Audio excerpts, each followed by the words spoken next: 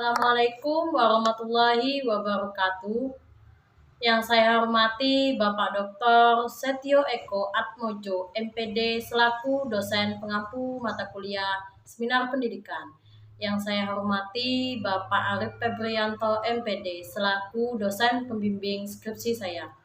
Sebelumnya, perkenalkan nama saya Dia Ayu Lestari, NPM 181446000149. Di sini saya akan menyampaikan judul penelitian skripsi saya yang berjudul Pengaruh Pendidikan Agama Islam Terhadap Pembentukan Akhlak Siswa Kelas 6 SD Negeri 23 Mendo Barat, Bangka Belitung, tahun ajaran 2020-2021. Adapun beberapa poin-poin yang harus saya sampaikan dalam proposal skripsi saya ini. Yang pertama yaitu ada pendahuluan, diisi dengan latar belakang mengapa saya mengangkat judul ini dalam proposal skripsi saya. Pendidikan adalah pembelajaran yang dilakukan di sekolah maupun di luar sekolah, baik diajarkan oleh siapapun. Sedangkan pendidikan agama Islam menurut Ahmad Demarimba menyatakan bahwa pendidikan agama adalah bimbingan jasmani rohani yang merupakan hukum-hukum agama yang diajarkan dengan aspek-aspek ajaran Islam. Sedangkan akhlak menurut Ibnu Maskawi ialah sifat yang tertanam dalam diri jiwa yang mendorongnya untuk melakukan perbuatan tanpa memikirkan pertimbangan-pertimbangan yang ada dalam dirinya. Dalam penelitian saya kemarin yang dilakukan di SD Negeri 23 Mendo Barat, saya menemukan kenakalan di lingkungan sekolah yang disebabkan oleh beberapa faktor. Nah, di kelas 6 kemarin itu masih termasuk kenakalan faktor yang ringan, yaitu tidak mendengarkan guru ketika guru sedang menjelaskan, tidak piket kelas, datang terlambat. Dan alhamdulillah di kelas 6 kemarin siswanya belum masuk ke dalam kenakalan faktor yang berat. Jadi, dengan adanya faktor permasalahan-permasalahan yang saya temui dalam penelitian ini, saya mengangkat judul dengan tema yaitu pengaruh pendidikan agama Islam terhadap pembentukan akhlak siswa kelas 6 SD Negeri 23 Mendo Barat. Identifikasi masalah dalam penelitian ini yang pertama yaitu saya menduga masih kurangnya akhlak siswa terhadap guru. Yang kedua, saya menduga peran pendidikan agama Islam di SD Negeri 23 Mendo Barat masih kurang berpengaruh terhadap pembentukan akhlak peserta didik. Yang ketiga, saya menduga masih kurangnya upaya yang dilakukan guru pendidikan agama Islam di SD Negeri 23 Mendo Barat dalam membentuk akhlak peserta didik. Yang keempat yaitu saya menganggap faktor penyebab sulitnya membentuk akhlak yang baik bagi peserta didik dikarenakan kurangnya peran orang tua saat siswa di rumah. Selanjutnya ada pembatasan masalah, yaitu yang pertama, pengaruh pendidikan agama Islam yang diterapkan di SD Negeri 23 Mendo Barat terhadap pembentukan akhlak siswa. Yang kedua yaitu besar pengaruh pendidikan agama Islam terhadap pembentukan akhlak siswa di SD Negeri 23 Mendo Barat. Selanjutnya ada rumusan masalah. Nah, yang pertama, apakah ada pengaruh pendidikan agama Islam terhadap pembentukan akhlak siswa SD Negeri 23 Mendo Barat? Yang kedua, seberapa besar pengaruh pendidikan agama Islam terhadap pembentukan akhlak siswa SD Negeri 23 Mendo Barat?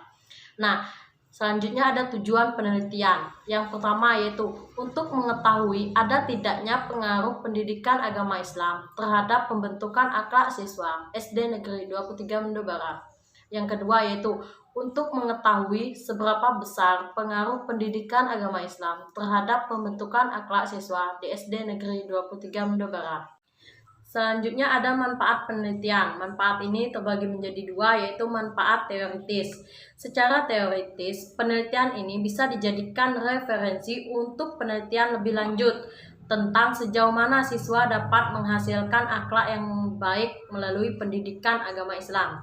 Yang kedua, ada manfaat praktis, yaitu bagi siswa untuk menaikkan akhlak peserta didik dalam berperilaku terhadap orang tua yang lebih tua, lebih muda, atau teman sebaya. Bagi guru, yaitu dapat menjadi acuan buat bahan evaluasi dalam pembentukan akhlak siswa. Kemudian dilanjutkan dengan kajian teori dan hipotesis. Yang pertama ada pendidikan agama Islam.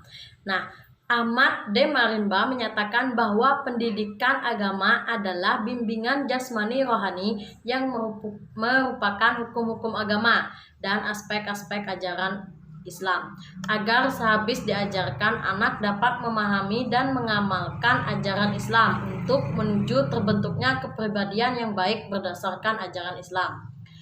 Dasar pendidikan agama Islam hendaknya mengacu pada sumber serta nilai kebenaran dan kekuatan yang dapat menghantarkan peserta didik ke arah pencapaian pendidikan. Nah, dasar pendidikan agama Islam ditinjau dari segi religius, yuridis formal, dan sosial psikologis.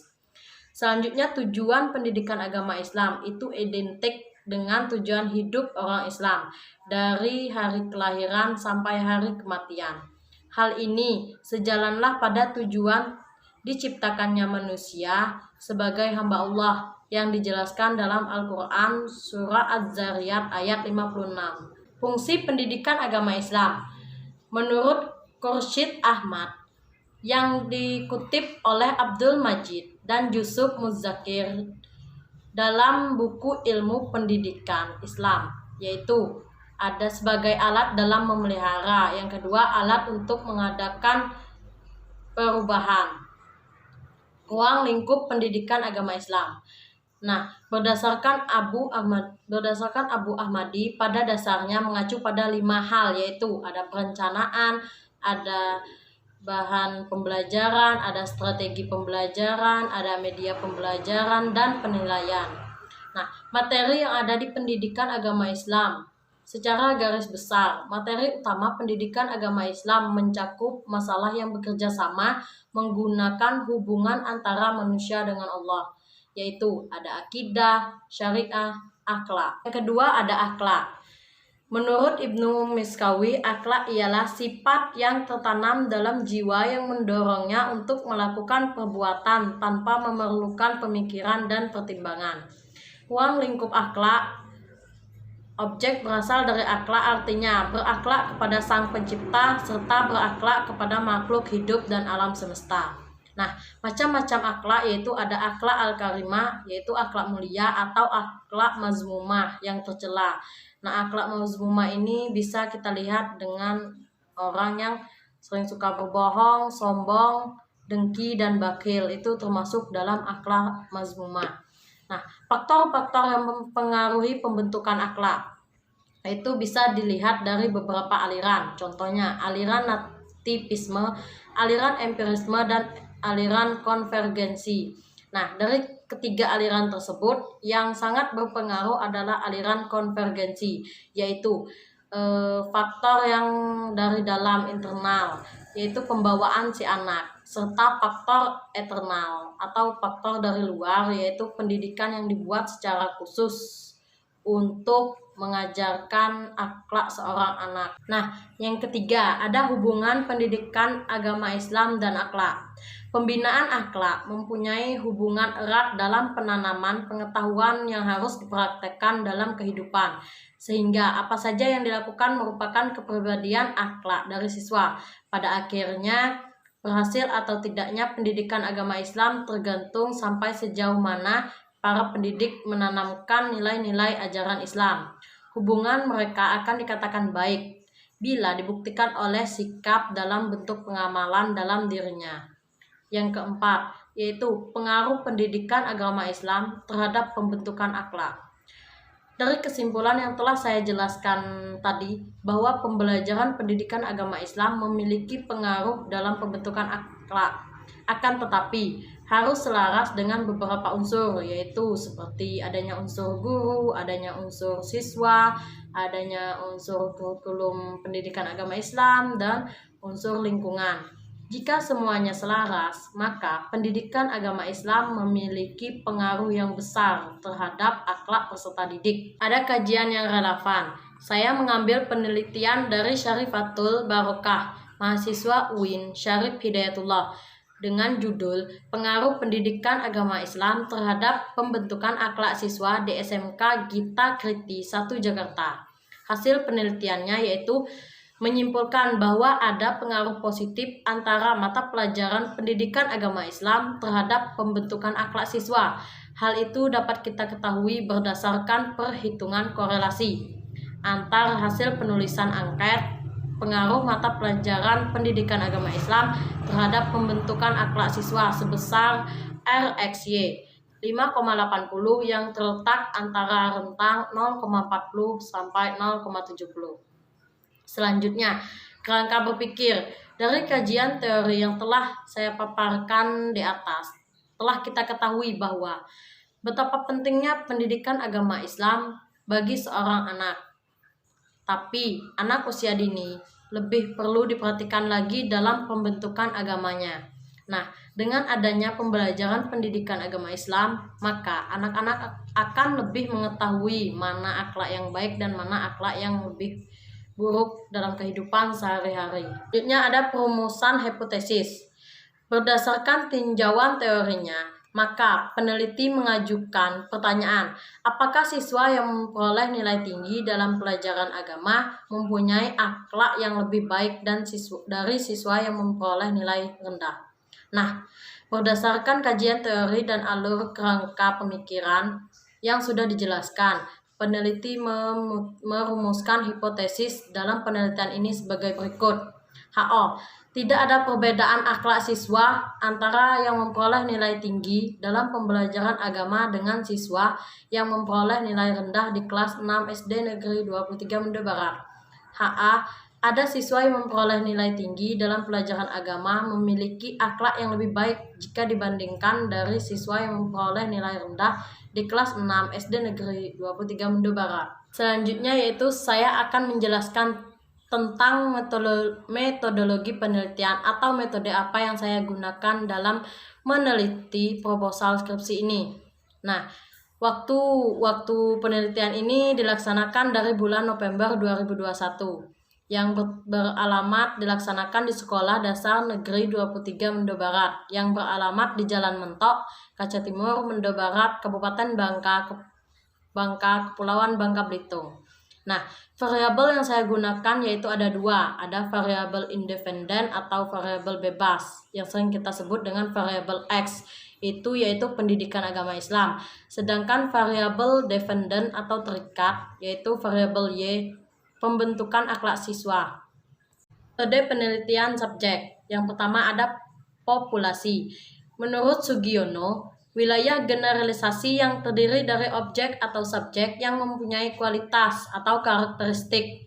Yang kedua ada sampel, yaitu bagian dari jumlah dan kualitas atau karakteristik yang dimiliki oleh populasi tersebut.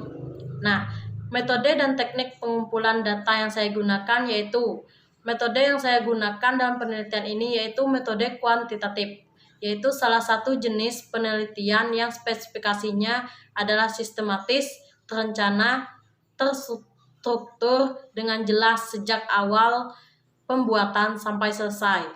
Nah, adapun teknik yang saya gunakan adalah wawancara, angket atau kuesioner, serta dokumentasi.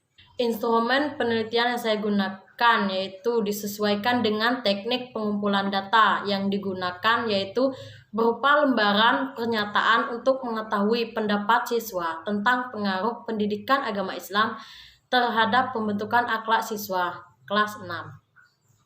Nah, teknik analisis data yaitu yang pertama saya menggunakan deskriptif data, yang mana di dalamnya dibuatkan laporan hasil penelitian dengan uji coba data. Yang pertama ada uji coba instrumen.